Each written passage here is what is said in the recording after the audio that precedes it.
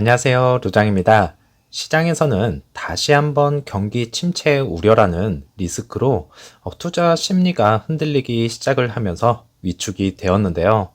사실상 경기 침체 우려가 아닌 시작을 알리는 계기가 요즘 발표되는 지표들을 보면 알 수가 있었고, 민간 부문 고용이 크게 낮아지면서 더욱더 부담감을 가중시키는 가운데 3월 서비스 부문 또한 확장세가 예상보다 큰 폭으로 둔화가 되면서 전망치인 54.4에서 51.2로 후퇴를 하였습니다.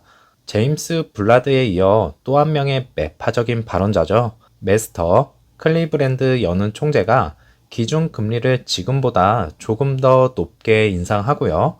당분간은 동결할 필요가 있다. 이렇게 발언을 하면서 어떻게든 시장을 약세장으로 끌고 들어가려고 하고 있었습니다. 이제 다른 기업들도 마찬가지겠지만 자동차 업계에 칼바람이 부는 것일까요? 리비안, 루시드에 이어서 제너럴 모터스도 5,000명 인원 감축 발표를 하면서 전체 직원의 약 6%에 해당이 되고요. 이제 1빌리언 달러를 절약할 것으로 내다보고 있었습니다. 이렇듯이 경기 상황이 악화가 된다는 것을 알 수가 있었습니다. 그로 인해 3대 지수 다우를 제외한 나스닥과 S&P 500은요, 하락으로 마감이 되었는데요. 나스닥은 변동성조차 보이지 못하고 힘없이 무너지는 상황이었고, 이전 고점 부근에서 더 이상 치고 올라가지 못하면서 이렇다 할 호재성 재료가 없는 이상 조정은 불가피하다고 볼 수 있겠습니다. 공포지수인 빅스지수가 이렇다 할 움직임을 보이지 않고 있는데요.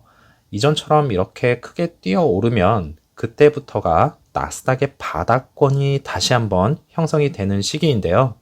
언제 튀어오를지 지켜보고 계셨다가 저가 매수 찬스를 꼭 노리시기 바라겠습니다.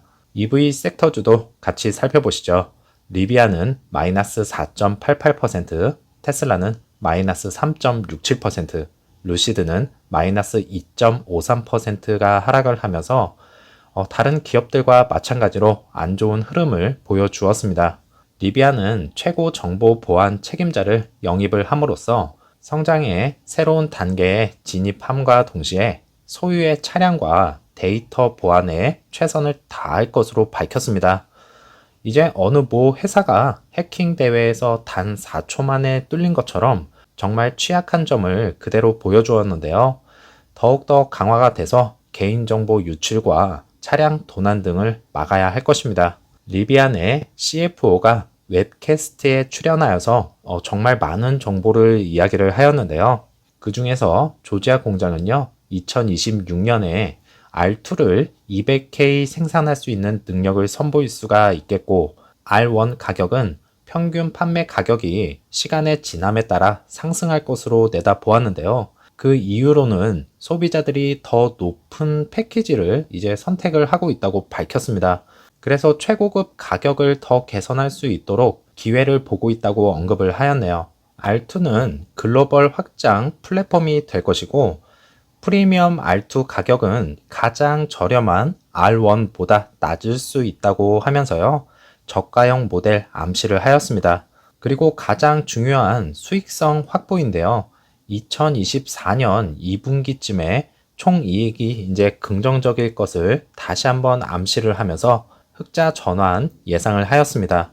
이제 재료비 절감, 즉 LFP 배터리와 엔드로 모터, 그리고 공급업체 재협상, 판매 가격 상승 등을 이유로 꼽았습니다.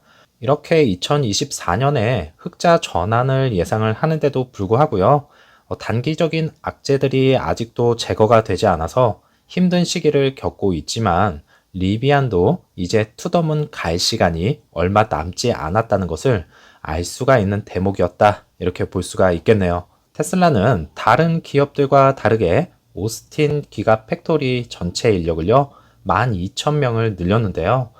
이제 약 3배 이상 늘리면서 강력한 수요로 인한 생산 공장이 빠르게 움직이고 있다 볼 수가 있겠고, 경기 불황에도 불구하고 작년 영업이익률은 16.8%로 업계 최고 수준을 달성을 하였습니다. 차량 판매가 이제 2021년부터 급속하게 증가를 하면서 전체 매출의 83%를 차지를 하였고요. 에너지 사업 부문은 소폭 증가를 한 모습이네요. 차량 판매도 중요하겠지만 루시드도 앞으로 크게 더 발전을 하려면 에너지 사업 부문 있죠. ESS 저장 시스템 산업 분야를 더 키워야 하지 않을까 생각합니다.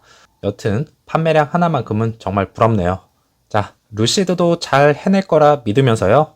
애프터 장에서 마이너스 0.13%가 하락을 하면서 7.69불로 마감이 되었는데요. 이전 같았으면 이렇게 시장이 좋지 않으면 아시죠? 여기까지만 말씀드리겠습니다. 잘 버텨주었다 생각을 하고 있고요. 다시 한번 지루한 기나긴 횡보 구간이 시작이 되었습니다. 정말 많은 분들이 루시드 재미없는 종목이라 이렇게 생각을 하시겠지만 다시 한번 모아가는 자리다 생각을 하셔도 될 것 같고요. 하지만 이제 환율이 1317원대를 넘나들고 있는 만큼 약간은 부담스럽다 생각을 합니다. 너무 높은 금액에 환전을 하지 마시고요. 이전에도 말씀을 드렸듯이 기회를 보셨다가 환전 기회를 노리시는 게 좋을 듯 하겠고요. 그때까지도 루시드는 아쉽지만 아무래도 이 자리에 머물러 있을 듯 합니다. 오더플로우는 스몰캡을 제외한 곳에서 매도가 약간 더 많았는데요. 다시 한번 경제 지표 악화로 인해 투자 심리가 꺾이면서 약한 모습이었고 1분봉은 장중에 마이너스 4%가 넘는 하락도 보여주었지만 후반부에 재차 반등을 시도를 하면서 낙폭을 줄여갔습니다. 시간 외에서는 대량으로 누군가가 매수를 한 것이 포착도 되었네요. 베어스 워크샵에서 업로드가 된 영상은요. 1시간에 최대 이제 6대를 생산할 수 있는 능력이 생기면서 퓨어 모델과 함께 빠르게 생산량을 늘려가는 모습인데요. 스탬핑 구간 앞으로 지난번과 마찬가지로 캐리어 숫자가 늘어나는 것도 확인을 했습니다. 그리고 지속적으로 딜리버리를 하는 모습인데요. 1분기에 딜리버리가 되었을 줄 알았던 물량이 그대로 있는 것인지 아니면 그동안 다시 차량들이 쌓여 있었는지는 정확히 알 수는 없겠지만 주차장 한 곳을 차지를 하고 있었고요.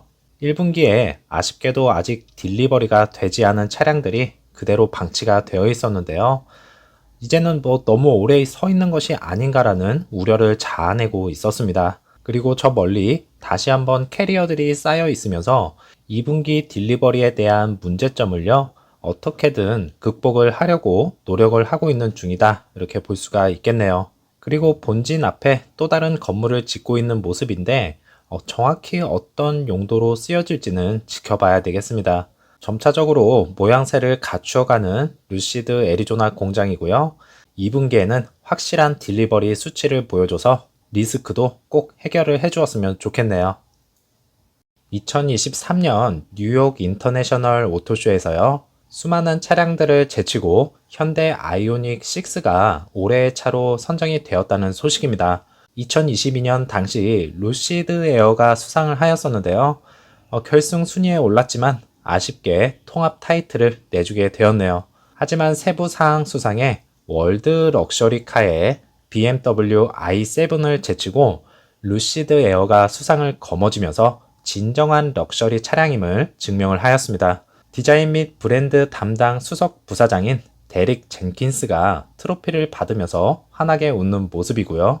다른 차량들보다 한 발 더 앞서 있는 차량이 바로 루시드 에어입니다. 소프트웨어가 아직은 약하기는 하지만 다른 기술력은 지구상에서 가장 뛰어난 차량임은 인정을 해야 하는데요. 파워트레인의 수상에 이어서 바로 럭셔리 부문까지 상 타려고 차 만들었냐 이런 오명을 씻어내기 위해 대놓고 그랜드 투어링과 퓨어 모델을 뉴욕 거리에서 홍보를 하고 있는 중이겠고요. 큰 광고판에도 최고의 EV를 경험하라는 문구와 함께 소비자들을 유혹을 하고 있는 중입니다. 국내에도 한시라도 빨리 들어와서요. 나는 스텔스 룩은 싫다. 나만의 개성이 담긴 차량을 몰고 싶다. 그리고 그 차량을 몰고 여행을 가는 날을 상상을 하면서 오늘도 힘내시기 바라겠고요. 즐거운 하루 보내시기 바라겠습니다. 저는 다음 영상에서 찾아뵙겠습니다. 감사합니다.